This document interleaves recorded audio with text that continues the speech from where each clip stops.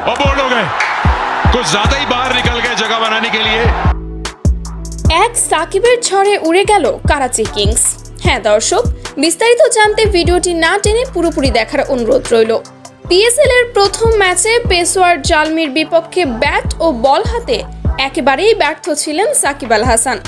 সমর্থকদের হতাশা ছিল চোখে পড়ার মতো। অনেকেই তো ভেবেই নিয়েছিল সাকিব বুঝি ফুরিয়ে গেছে।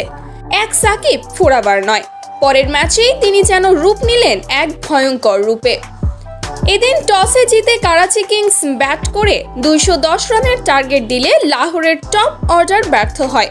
তখন প্রাণভোমরা হয়ে ফেরেন সাকিব, আর কারাচি কিংসের বিপক্ষে মাত্র 30 বলে 102 রান করে ক্রিকেট দুনিয়ায় রীতিমতো ঝড় তোলেন তিনি। 6 আর 4-এর বৃষ্টি নেমে এসেছিল মাঠ জুড়ে।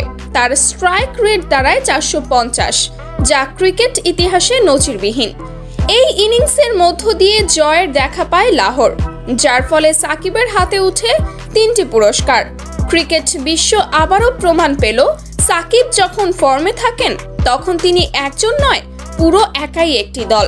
তো দর্শক, সাকিবের এমন অগ্নিঝরা পারফরমেন্স আপনাদের কাছে কেমন লাগলো তা অবশ্যই জানাবেন আমাদের কমেন্ট বক্সে।